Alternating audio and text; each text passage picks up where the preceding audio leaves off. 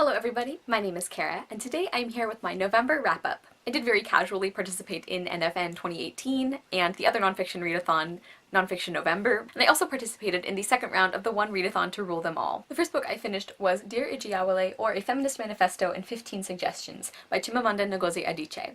So this is one of my nonfiction picks, and it was actually written by Adichie when a friend of hers had a daughter and asked her, how do I raise my daughter as a feminist? And this is a slightly edited and cleaned up version of that letter, of that manifesto, that she then went on to publish. And I thought this was really fantastic. I think it's one of those works where even if it doesn't tell you things you didn't know already, I think it still says them in a really compelling and important way. There are a couple of points in particular that really stood out to me, like when she was talking about women changing their names when they get married and the kind of the implication of that and how difficult society makes it for you if you do anything that is not that.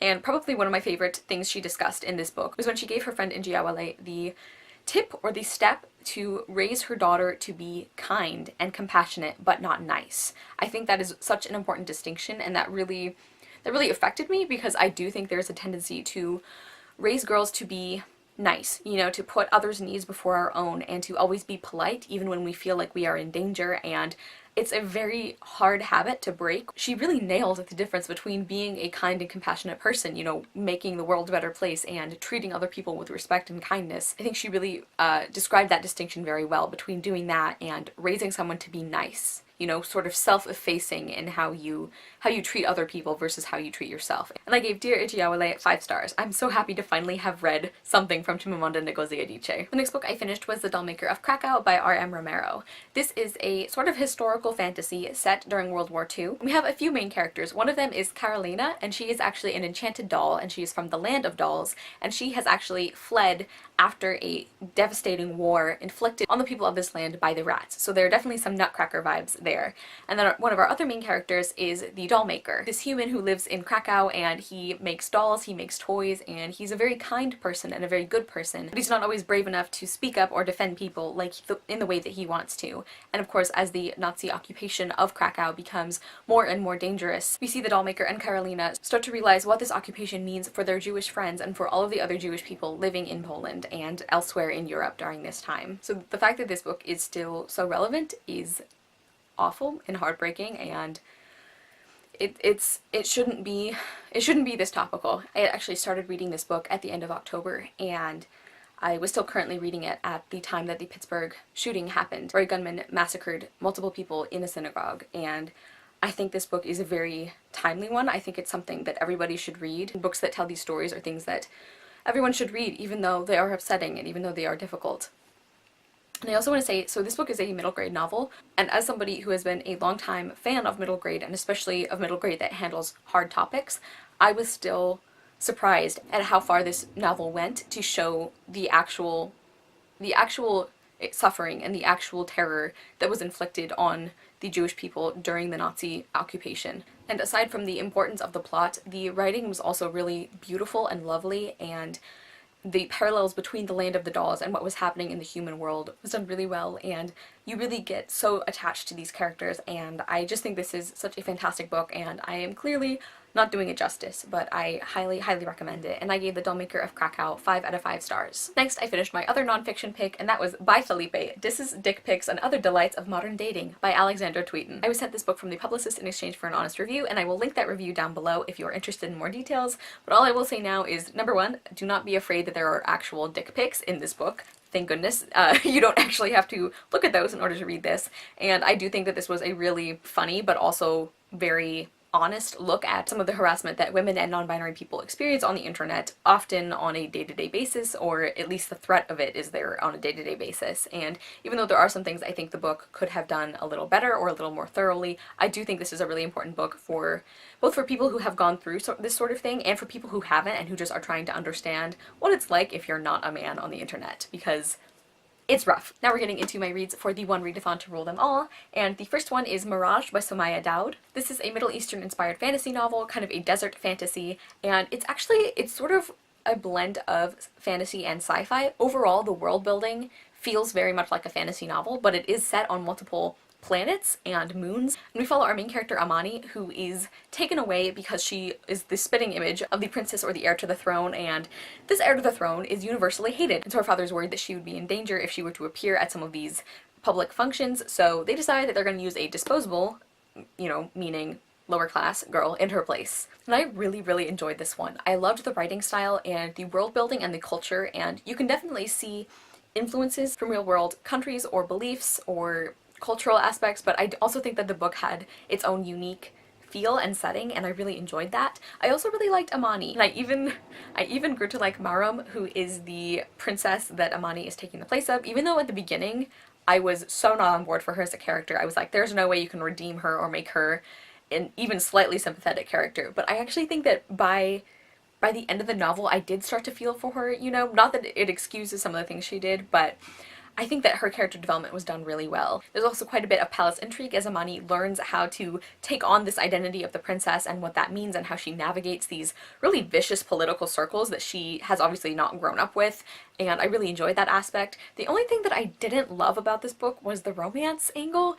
I feel like the book would have been much stronger if it just hadn't been in there at all, because I think it happened too quickly. And even though I like the love interest, like, he's fine, I just didn't feel anything when he and Amani were together, and this is the first book in a series, so I definitely think we could have put off the culmination, I guess, of their romantic development into a later book, because as it was, this was a pretty short novel to have that happen in. But overall, I did really, really enjoy this. It's a new release that I haven't heard much talk about, and I highly recommend it. I gave Mirage 4 out of 5 stars. Next, I finished a book that actually wasn't part of my TBR for the readathon, but it is fantasy, so I guess it counts, and that is Kiss of the Royal by Lindsay Duga. So this is set in a world where the magic system and the use of magic is transmitted through kisses, and specifically through the kisses of royals to their partners. Like the women will kiss the men, and it gives them power or protection or strength or something, and then they can defeat these forces of evil that their kingdom has been battling for, I think, hundreds of years at this point. So I had a lot of mixed feelings about this book. I definitely knew going in that this whole like kissing to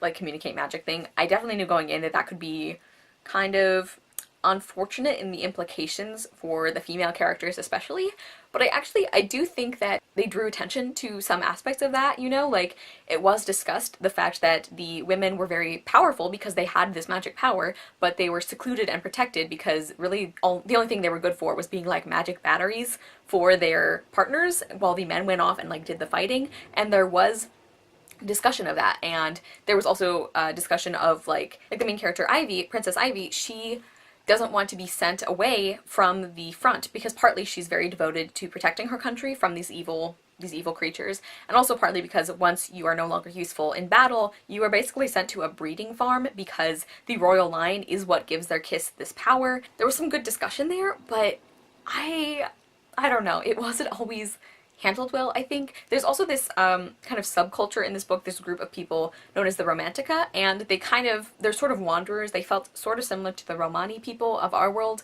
in the way that they were described or portrayed, like they have campfires and caravans and they're not respected at all. People treat them very badly a lot of times, and the Romantica were also the ones who believed that kisses should only be used for love, because that's another thing about this world, is that kisses are very like utilitarian, you know? It's like you only use them for transmitting power, and if you're using it as a sign of affection, that's wrong, and it's a sign of lust or love, and like that's anathema to these royals and to most of the people in this culture. And actually for a while I was kind of confused about the Romantica and whether they were supposed to be like normal people, like in our world, you know, like how you know, society in general views like love and affection and romance and things like that. But it took me a while to realize that the Romantica actually believe that kisses are magic, they just believe it in a different way, that like true love is the magic.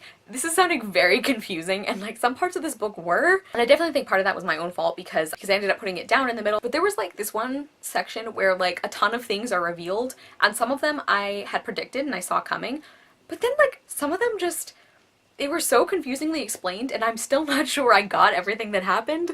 And also like the romance angle was also kind of weird because I liked some of Ivy and Zach because he becomes her partner and they have to decide, like they have to go and fight this one dragon and Of course, Ivy wants to do it with the power of the kiss, and Zach actually doesn't want to do that because he's starting to believe that this magic of the royals is actually dangerous, and there's all this other stuff going on. And while I did like some of Zach and Ivy's interactions, like, I think you have to buy into their romance more than I did for this book to really work, because not that it happened too fast exactly, but there was just something about it where I'm like, I don't know, I feel like we were clearly supposed to feel like their relationship was important enough to have all of these plot developments depending on it, and I kind of didn't feel like that. I don't know. Just like so many mixed feelings about like every aspect of this book, just about. I did like Ivy, and I did like her voice, like her narration. This is in first person, which I often despise, and I actually enjoyed her narration for the most part. I was interested to see what would happen. Like I said, I did predict some of the plot developments. Some of the like plot twists, or I guess just things that happen in the story, were kind of cheesy or kind of unbelievable. So yeah, I ended up rambling about this book a lot more than I meant to, because I'm still kind of figuring out how I feel about it. I think I gave it 3 stars or 3.5 stars. Like, I don't know. I think I'm still glad I read it, but I don't know what to feel about it. So good luck deciding if you want to pick it up. Sorry.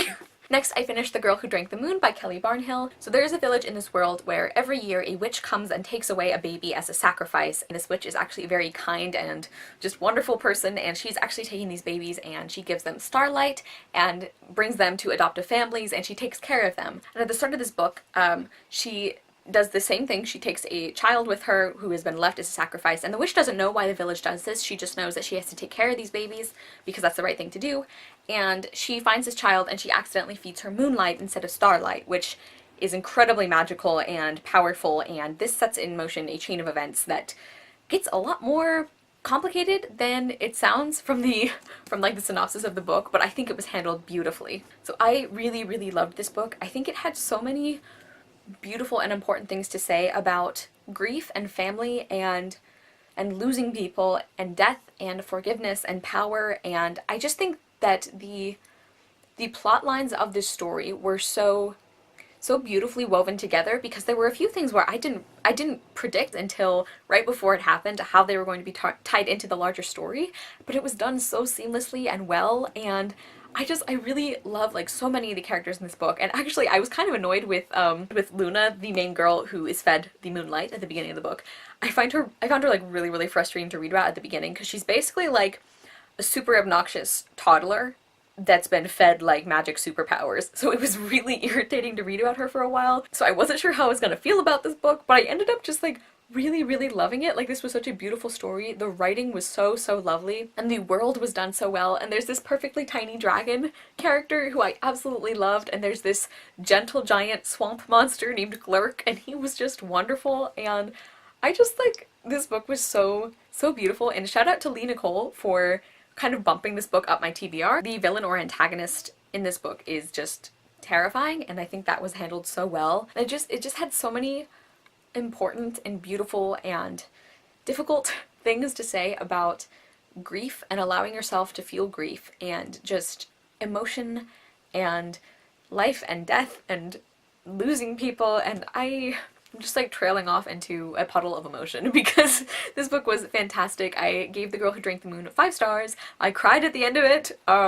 It was beautiful. And finally, the last book I finished in November was Witchwood by Tahara Mafi. This is the companion sequel to Furthermore, and we follow a main character named Layli who is responsible for washing and caring for the bodies of the dead. And this is a very important job, but one that has really fallen out of favor with the town that she lives in. Nobody respects her for this, nobody respects her position anymore, and she is doing this all by herself. And eventually she is joined by a couple of characters we recognize from Furthermore, and we basically are following these 3 kids, plus a couple other characters, as they try and help Layli in spite of herself. And like with The Girl Who Drank the Moon, I just was completely blown away by how beautifully and complexly, is that even a word? Probably not. This book dealt with topics like friendship and love and loving people in spite of certain things. The writing is just gorgeous and so emotional. Like, there were so many passages that were written beautifully, but that still that still did what they were supposed to do by developing characters and describing the world and everything. I actually featured this book in a recent 4 different writing styles I love video, which I will link down below if you would like to hear a small sample of Tahara Mafi's writing style. But I just, oh my gosh, I loved this book. I enjoyed it even more than Furthermore. And by the way, you can go into this book without having read Furthermore. They do, the author does like summarize kind of the necessary events of Furthermore, but I do personally recommend reading the first book before reading Witchwood, just because there are some things that happen in this book that really affected me and that I really loved because of the knowledge I had of Furthermore and the character's journey in that book. So I definitely think you can read them out of order, but I'm glad that I didn't personally, because I think I got even more emotional punch out of this book having read the first one. I also want to mention that this book was a lot spookier or creepier than I was expecting. Like, I had never heard people recommend it as like a Halloween, fall, winter kind of book. Also, there's a lot of bugs in this book. So if you absolutely despise any mention of like spiders or insects or anything like that, I know spiders are arachnids, don't tell me that, I know that. But if you hate like any mention of them, maybe proceed with caution. Like, I'm not a huge fan of them, but I was eventually okay with it. There's actually a spider who's like basically a character, and like, I enjoyed him by the end of the book. I still don't really want to think about some parts of this book, but it was fine. It was good. I also just really adored Laylee so much. My heart hurt so much for her. The entire time I was reading this book, I was like, I just want to wrap her in a blanket and like give her cocoa and like take care of her. So yeah, highly recommend. I gave Witchwood 4.5 stars. Gorgeous world building and writing and characters and just everything. It will break your heart in the best way possible. Okay everybody, so those are all of the books I read in November. Quite a few new favorites there actually. In terms of rating, it was pretty much an amazing reading month for me, which is always exciting. Comment down below and let me know if you guys have read any of these books, what you thought of them, or what your favorite book you read in November was. Thank you guys so much for watching. I will see you soon with another video, and I hope you love the next book you read. Bye!